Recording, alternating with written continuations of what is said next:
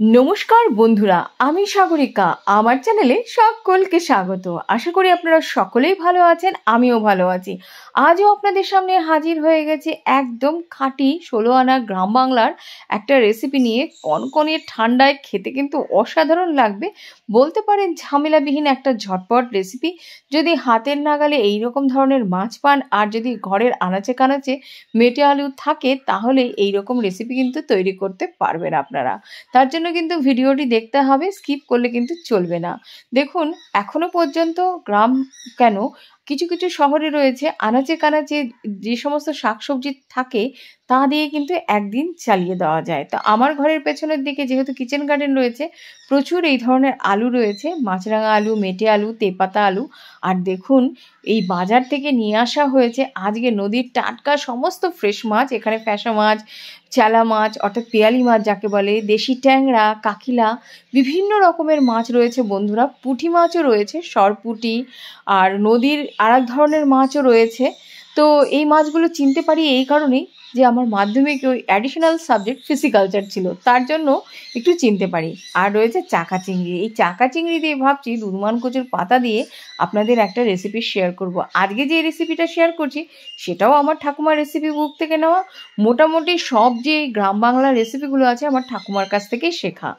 আসলে ছোটোবেলার থেকে দেখে এসেছি বাড়িতে রান্নাবান্না প্রচুর লোকের সমাহার, তার জন্য কিন্তু এই ন্যাকটা আমাদের রয়ে গেছে। মাছ ধুয়ে পরিষ্কার করে নিয়েছি, এখানে কিন্তু পাঁচমিশালি মাছ রয়েছে, লবণ হলুদ মাখিয়ে নিয়েছি। জাস্ট মাছটাকে কিন্তু ভেজে নিতে হবে।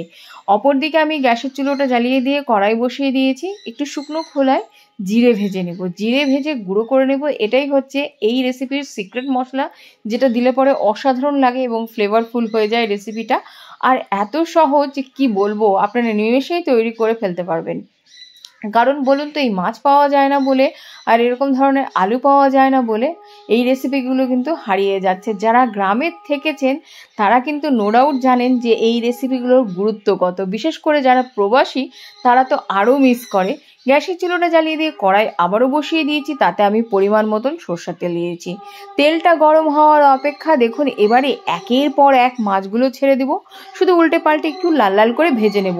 অপূর্ব একটা ফ্লেভারফুল রেসিপি বন্ধুরা।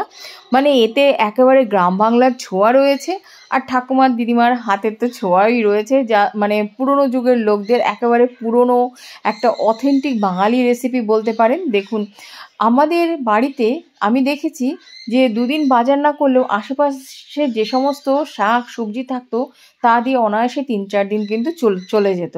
যেমন কচু গাছ, এরম মেটে আলু গাছ, আরও নানা রকম এই সময় শাকসবজি লাগানো হতো। তো কুমড়োর ডগা, লাউয়ের ডগা এবং ডাঁটা, সেটা কিন্তু আমার বাড়িতেও রয়েছে, কারণ এই জিনিসটাকে বজিয়ে রেখেছে আমার শ্বশুরমশাই। ভীষণ ভালো লাগে। কোনো দিন যদি ঘরে সবজি না থাকে, টুক করে তুলে নিয়ে এসে আমি কিন্তু নো ডাউট রান্না করে ফেলি। বিভিন্ন রকম কাজ থাকে, যদিও বা আমিও চাষাবাদের সঙ্গে জড়িত, কারণ ছোট্ট একটা চায়ের বাগান রয়েছে। আমি আপনাদেরকে ভিডিও দেখাবো কি করে নিজেই বুঝতে পারি না, কারণ আপনারা তো আমার ভিডিও পছন্দই করেন না। তারপরে দেখুন, মাছগুলো ভাজা হয়ে গেছে, তুলে নিয়েছি। এবারে কিন্তু আমি ফোড়নটা দিয়ে দিচ্ছি। এখানে সাদা জিরে রয়েছে আর তেজপাতা, আর কিন্তু কিছু দেবো না। শুকনো লঙ্কা ফোড়নে দেবো না, শুধু এই দুটোই দিতে হবে। ভালো করে টেলে নিয়েছি। দেখুন, অসাধারণ গন্ধ বেরিয়ে গেছে। আর বন্ধুরা, আলু এবং গোল আলু কেটে নিয়েছি, অপূর্ব লাগে। এটা কিন্তু অনেকে সেদ্ধ করে নেয়, আমি কিন্তু সেদ্ধ করে নিইনি, কারণ এই আলুগুলো এমনিই গলে যায়। আর সেদ্ধ করে নিলে একেবারে ডালের মতন ঘেটে যাবে, খেতে কিন্তু ভালো লাগবে না। এরকম গোটা গোটা থাকবে। আর বেশ বড় বড় করে কেটে নিয়েছি।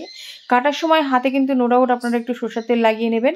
আর এখানে কিন্তু 2 চামচের মতন আমি দিয়েছি জিরে আর আদার পেস্ট, যেমনভাবে আমরা সাধারণত যে কোনো রান্নায় ব্যবহার করে থাকি, জিরে এবং আদা। আপনারা চাইলে পরে আমি যেমন মিক্সিতে ব্লেন্ড করে নিয়েছি, আপনারা শিলপাটায় বেটে নিতে পারেন। আর এখানে দিয়েছি 2 চামচের মতন কাশ্মীরি লঙ্কার গুঁড়ো, হলুদ গুঁড়ো প্রয়োজন মতন, এবং স্বাদ অনুসারে লবণটা দিয়ে ভালো করে মিক্স করে নিয়ে একদম কষিয়ে নিচ্ছি বন্ধুরা। আর সামান্য পরিমাণে জল অ্যাড করে দিচ্ছি, যেহেতু আমি আলুটা সেদ্ধ করে নিইনি। কিছুটা দেখুন সেদ্ধও হয়ে যাবে। এখানে কয়েকটা চেরা কাঁচা লঙ্কা দিয়ে দিচ্ছি। ঝাল ঝাল রেসিপিটা হবে একদম, যেহেতু পিওর বাঙাল বাড়ির রেসিপি, তার জন্য। আর ঢাকা চাপা দিয়ে দিচ্ছি মিনিট 7 জন্য। একদম মিডিয়াম ফ্লেমে দিয়েছিলাম। দেখুন তারপরে ঢাকা চাপাটা তুলে নিয়ে আবারও নাড়িয়ে চাড়িয়ে নিচ্ছি। এবার একটা কেটে রেখেছিলাম টমেটো এরমভাবে ফালা ফালা করে সেটাও দিয়ে দিচ্ছি। দিয়ে দেওয়ার পরে টমেটোটা দিলে পরে কিন্তু অসাধারণ। এটা কিন্তু অপশনাল, আপনারা চাইলে পরে দিতেও পারেন, নাও দিতে পারেন। আমার দিলে পরে বেশি ভালো লাগে খেতে। তারপরে ভালো করে কষিয়ে নিয়ে বন্ধুরা এবারে কিন্তু এখানে 1.5 গ্লাসের মতন জল দিয়ে দেবো। দেখুন এখানে জল দিয়ে দিচ্ছি একদম পরিমাপ মতন, আপনারা কিন্তু দিয়ে দেবেন, কোয়ান্টিটি বুঝেই জলটা দেবেন। কে কীরকম ঝোল খেতে পছন্দ করে, আর এইটা না রান্না হওয়ার পরে ঝোলটা টেনে আসে, তার জন্য একটু জল দিলে পরে ভালো হয়। তারপরে কিন্তু আমি মিনিট 10 মতন ঢাকা চাপা দিয়েছিলাম। ঢাকা চাপা উঠিয়ে নিয়ে আপনাদেরকে দেখাচ্ছি আলু কতটা সেদ্ধ হয়েছে, কিন্তু প্রায় সেদ্ধ হয়ে গেছে। দেখুন আলু অনেকটাই সেদ্ধ হয়ে গেছে। এবারে শেষের দিকে মাছটা দেবেন। আগে যদি মাছ দেন তাহলে কিন্তু মাছগুলো একদম ঘেটে যাবে, যেহেতু ছোট মাছ, নদীর মাছ, তো তার জন্য আলু কিন্তু যখন একেবারে 90% কুক হয়ে যাবে তখনই কিন্তু মাছটা দেবেন। দেখুন আমি আবারও কিন্তু ভালো করে ফুটিয়ে নিয়েছিলাম ওপেন অবস্থায়, একদম আলুগুলো কিন্তু পুরোপুরিভাবে সেদ্ধ হয়েছে। এবার যত সমস্ত মাছ রয়েছে, এখানে 5 মিশালি মাছ রয়েছে, আমি সেই মাছটা দিয়ে দিচ্ছি। ভীষণ ভালো একটা রেসিপি বন্ধুরা, আপনারা খেয়ে দেখবেন। আর যদি এরকম মাছ পাওয়া যায়, আপনারা চাইলে পরে এখানে আলু তো এখন বাজারেও কিনতে পাওয়া যায়, মাছ আলু বলুন, মেটে আলু বলুন, বিভিন্ন রকম আলু কিন্তু এখন কিনতে পাওয়া যায়। তো যেহেতু এটা বাড়ির, স্বাদটা একটু আলাদাই হবে। যে কোনো মাছ দিয়ে আপনারা চাইলে পরে এর পরিবর্তে কাতল মাছ ব্যবহার করতে পারেন, বাটা মাছ ব্যবহার করতে পারেন, তো ট্যাংরা মাছও দিয়ে করতে পারেন খালি মাত্র। তো আমি এখানে যেহেতু 5 মিশালি মাছ পাওয়া গেছে, তার জন্য কিন্তু আরও টেস্টি হয়েছে। দেখুন এবার সমস্ত মাছ দিয়ে ঢাকা চাপা দিয়েছিলাম বন্ধুরা 5 মিনিটের জন্য। ঢাকা চাপাটা উঠিয়ে আপনাদের দেখিয়ে দিচ্ছি। অসাধারণ! দেখুন এখানে কোনো মশলাপাতি দিইনি, কত সুন্দর একটা কালার চলে এসছে। একদম ন্যাচারাল রান্না, ন্যাচারাল মাছ এবং ন্যাচারাল সবজি দিয়ে। আর এখানে ওই যে জিরের গুঁড়োটা করে রেখেছিলাম, এখানে 3 চামচের মতন আমি জিরের গুঁড়ো দিয়ে দিচ্ছি, ছোট চামচে। অসাধারণ! এবারে ভালো করে টকবক করে ফুটিয়ে নেবেন। রান্না কিন্তু কমপ্লিট হয়ে গেছে। আপনারা চাইলে পরে যারা ধনেপাতা পছন্দ করেন, তারা কিন্তু 2-4টে ধনেপাতাও দিতে পারেন। যেহেতু আমার শ্বশুরমশাই পছন্দ করেন না, আর এটা যেহেতু আমরা খাবো, তো উনারও ইচ্ছা এই রেসিপিটা তৈরি করার, যে আমি আজকে তৈরি করি। তো উনার জন্য আমার বিশেষ করে এই রেসিপিটা আজকে রান্না করা হয়েছে। তো আমি এখানে ধনেপাতা অ্যাড করিনি, আপনারা চাইলে পরে কিন্তু দিতে পারেন। একদম নিমেষেই দেখুন একটা টেস্টি রেসিপি তৈরি, যেটা কিন্তু শুধু খেতে ভালো নয়, সাথে কিন্তু হেলদি। এটা কিন্তু 100% আপনাকে বলতেই হবে। গরম গরম ভাতের সঙ্গে কিন্তু বন্ধুরা অসাধারণ লাগে, কি বলবো। দেখুন 3-4 মিনিট আপনারা এই অবস্থায় রাখতে পারেন, ঝোলটা এই অবস্থায় থাকলে কিন্তু নো ডাউট টেস্টি হয়। এবারে আমি কিন্তু ফ্লেমটা বন্ধ করে দিয়ে ঢাকা চাপা দিয়েছি। দেখুন যেহেতু ভাজা জিরে অ্যাড করেছিলাম, রেসিপি কমপ্লিট। একেবারে ভিডিওটি কেমন হয়েছে, অর্থাৎ রেসিপি কেমন হয়েছে একটু কমেন্টের মাধ্যমে জানাবেন। কমেন্টের মাধ্যমে জানালে পরে কিন্তু এনকারেজিং ব্যাপারটা হয়।